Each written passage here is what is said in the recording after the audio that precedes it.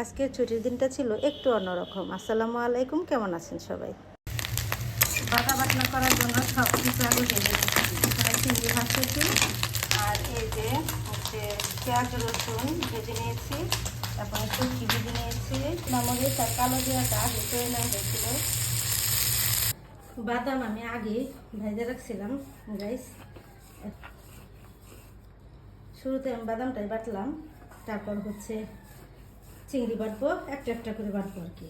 তো গাইস এই যে এখন হচ্ছে আমি চিংড়ি বাটতেছি বাদাম বাটার পর। আবার একটু ধনিয়া পাতাও দিয়েছি, ভালো লাগে। হচ্ছে চিংড়ি বাটার মধ্যে একটু ধনিয়া পাতা দিলে খাইতে ভালো লাগে। গাইস আমি তো বাদামটা শুরুতেই বেটে নিলাম, আর এই যে চিংড়িটা আমার হয়ে গেছে। এখন আমি হচ্ছে শুটকি মাছগুলো বাটতেছি।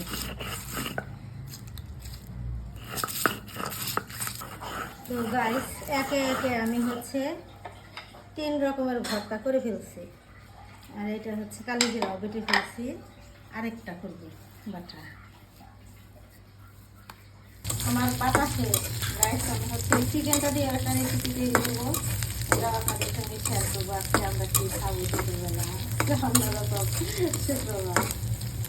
বাটা বাটনা সব শেষ গাইস। তো এখন হচ্ছে আমি পাটার মধ্যে একটু ভাত মেখে নিলাম। এটা খাইতে কিন্তু অনেক টেস্ট। কে কে খান কমেন্টে কিন্তু জানাবেন, সে বলবো কেমন হয়েছে। তোমার বাবাকে ডাক দাও, মজা হয়েছে? তোমার বাবাকে ডাক দাও। অনেক মজা।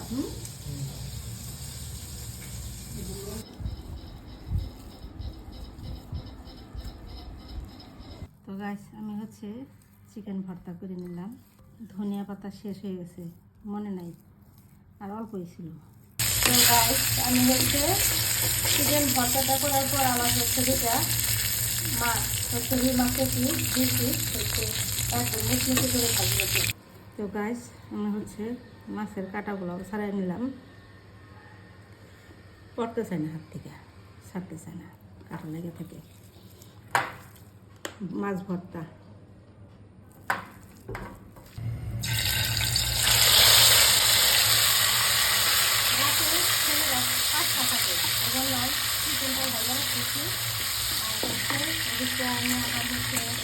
বাদামও খাচ্ছি আজকে অনেকটা। ছুটির দিনে আসলে মাংস তো করি নাই, আজকে পোলাগুলো কিছু করা হয় না, তারপরেও কিন্তু অনেক কাজ।